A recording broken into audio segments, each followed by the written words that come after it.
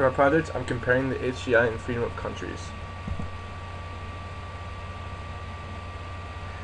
The Human Development Index is a composite index measuring a long and healthy life, knowledge, and a decent standard of living. Essentially, it's measuring how nice it is to live in a country, or how bad it is to live there. Here is a graph of the Human Development Index from 1980 to 2011 for the United States, Iran, China, and Haiti. In this graph, you can see the United States is ahead of the rest by a wide margin. You see Iran and China are increasing quickly, but they are very close to each other still. And then on the bottom, you see Haiti far behind everyone else and increasing slowly. HDI as 2011 compared in a bar chart shows the United States at the highest, Iran and China very similar, and Haiti again lowest by far. For the second part of the project, I used the rating of freedom provided by freedomhouse.org.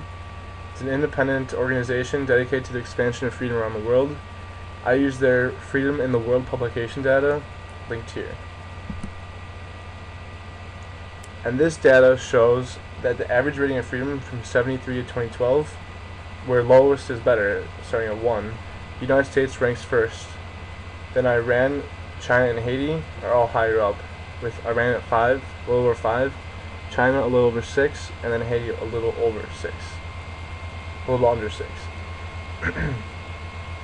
And so this shows that USA is by far much freer than these countries. So from my assumption, it would show that it is better to live there. The rating of freedom in 1973 versus 2012 would show the progression of freedom, whether a country is becoming more or less free over time. USA shows both the same at 1. Iran actually lost freedom from 73 to 2012. China is gaining freedom, and Haiti is gaining freedom.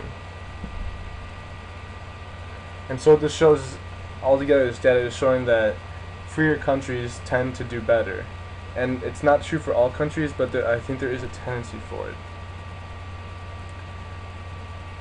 And I selected these data and visuals because I actually started when I saw the movie Argo recently, and I saw Iran, and I never thought I'd be that developed, but that unfree of a country.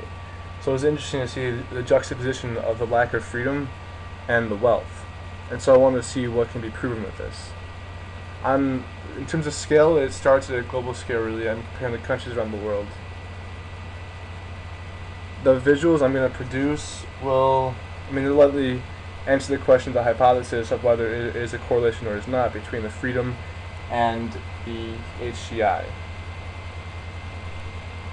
Using the 2D and 3D imagery was kind of difficult. I struggled with getting the data, or automatically getting data and putting it in any type of image, really, because the tables given by the organization were actually kind of hard to use and import because there's so much data. So I had to hand pick it.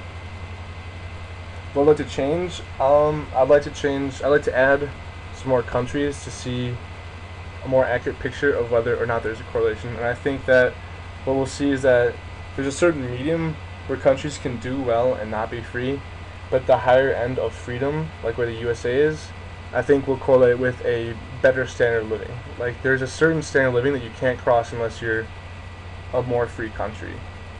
And so I guess we'll see how that develops as I continue with the project.